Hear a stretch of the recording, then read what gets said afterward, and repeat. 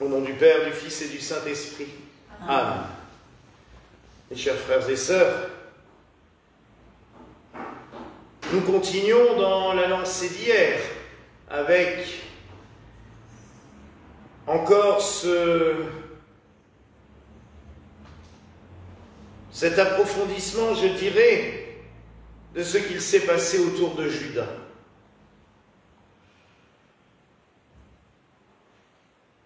L'Église, ça a quand même dû marquer vraiment profondément l'Église pour le fait que 2 jours de suite, on revienne sur ce sujet. Hier, on avait l'annonce globale tirée de l'Évangile de Jean. Aujourd'hui, nous reprenons Matthieu, le début de la Passion que nous avons lu dimanche. Judas va livrer son maître contre 30 pièces d'argent. Je dirais qu'il n'y a pas de quoi faire fortune non plus. C'est l'équivalent, on le sait par la suite des évangiles, d'un champ, puisqu'ils vont avec cet argent acheter le champ du potier pour en faire un cimetière.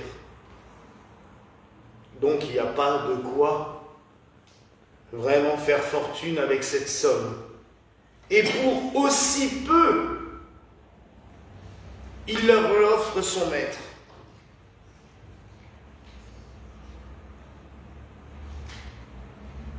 Il y a vraiment de quoi des fois se dire,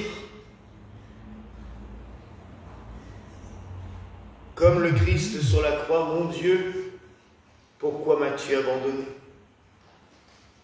Des fois aussi de se dire, pour mon Dieu, mais que t'ai-je fait pour mériter un tel traitement?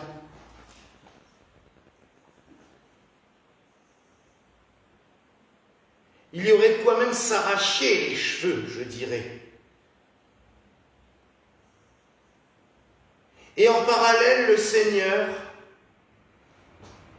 se livre délibérément.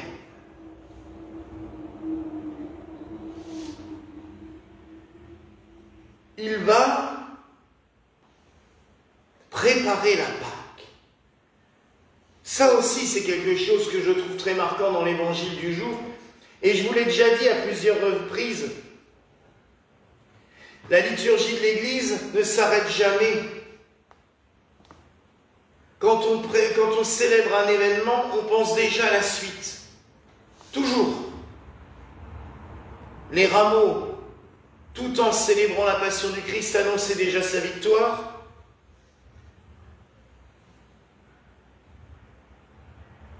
Le jeudi saint, on parle déjà de la croix. Vous entendrez demain en début de la messe, quand j'encenserai l'autel, nous reprendrons le même introït que hier. Pour nous, il faut nous glorifier dans la croix de notre Seigneur. Car l'Eucharistie, c'est déjà le sacrifice de la croix. Vendredi, tout en célébrant la mort du Christ, nous ferons mémoire déjà de la victoire de la croix sur la mort. Sans cesse, c'est comme cela. Je me souviens même, Mère Birgit, il y a quelques années, ici même, nous avait fait l'homélie pour Noël, où elle avait fait le lien entre le bois de la crèche et le bois de la croix, déjà. L'Église annonce toujours. Et là, aujourd'hui, tout en parlant de cette trahison, en revenant là-dessus, nous lisons « Mon temps est proche, c'est chez toi que je veux célébrer la Pâque avec mes disciples. » Le Seigneur dresse déjà sa table pour la célébration de demain.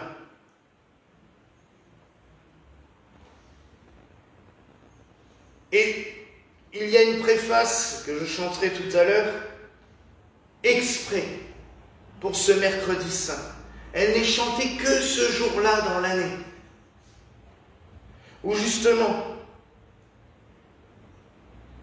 nous demandons au Seigneur de nous purifier aujourd'hui, parce que demain il va nous rassasier à la table sainte de la scène. Accepte aujourd'hui la confession de nos fautes et demain accorde-nous l'accroissement des dons spirituels. Aujourd'hui reçois encore nos jeûnes et demain introduis-nous dans le banquet divin.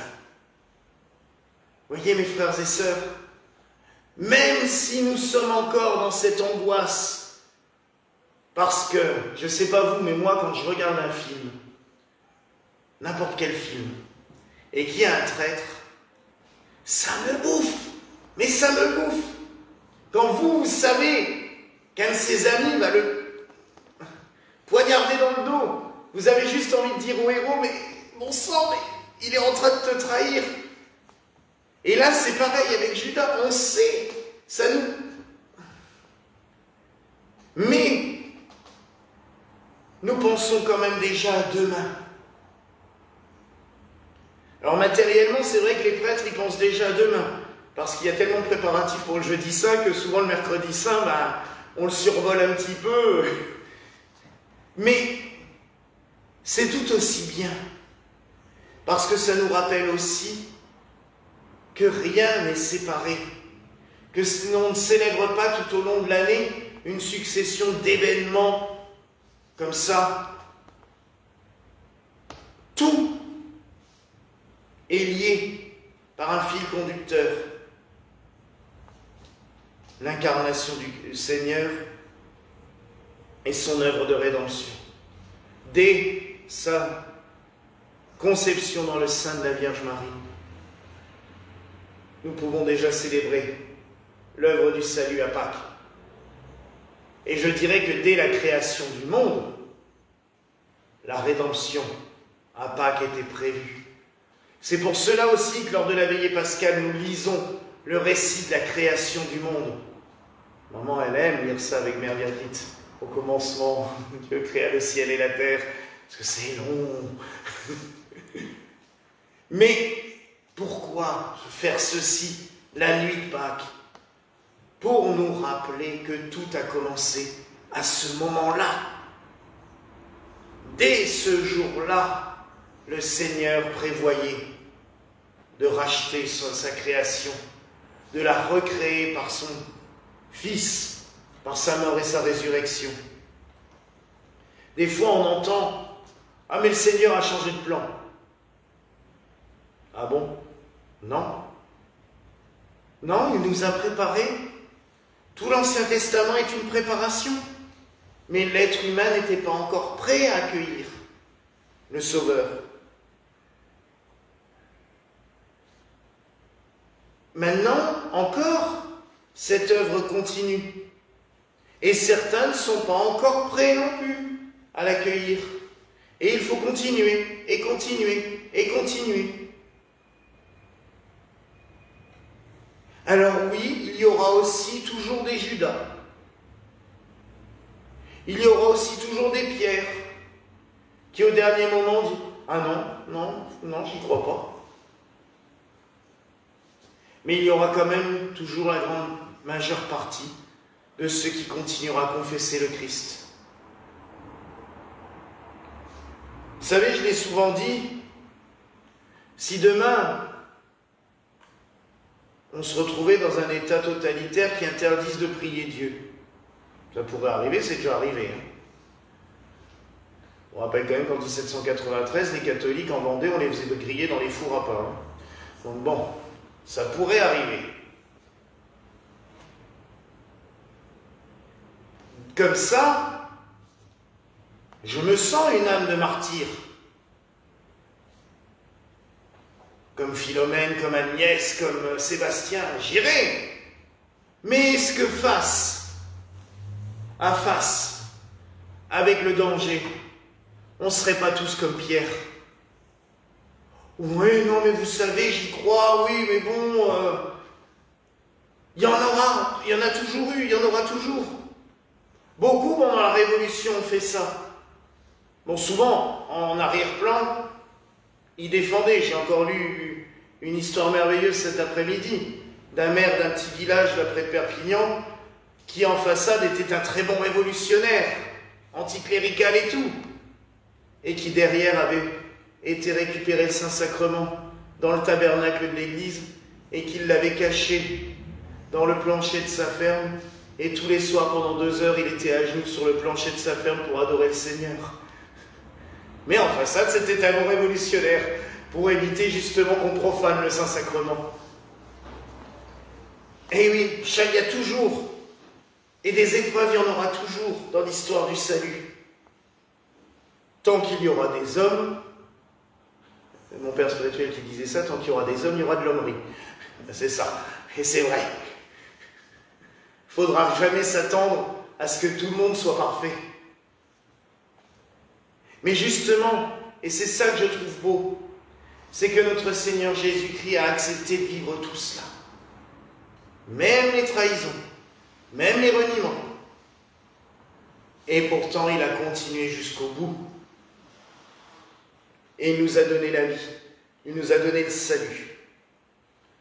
Alors ce soir, qui est ce dernier jour de grande pénitence du carême, parce que demain, c'est le dernier jour, mais il y a quand même la fête de la Sainte Seine.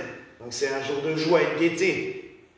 En ce dernier jour, vraiment de la pénitence, même liturgique,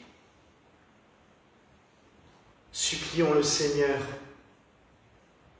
de nous rendre forts pour que nous ne tombions jamais comme un Judas ou comme Pierre au moment du reniement, mais que nous confessions la foi, que nous soyons aussi fidèles que la Vierge Marie, que Marie-Madeleine ou que Jean, d'accompagner le Christ jusqu'au pied de la croix, être près de lui, pour que nous aussi nous puissions approcher de la Sainte Table, recevoir, non pas le banquet eucharistique, nous avons la chance de pouvoir le recevoir si souvent ici, mais de pouvoir goûter au banquet céleste, à ce banquet que le Seigneur a préparé pour tous ceux et toutes celles qui croient en lui.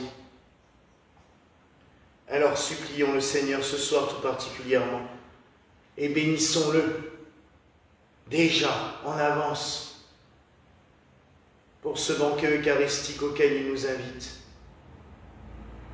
Et demandons-lui juste, Seigneur, comme nous le faisons avant la communion, Seigneur, je ne suis pas digne de te recevoir, mais dis seulement une parole, et je serai guéri.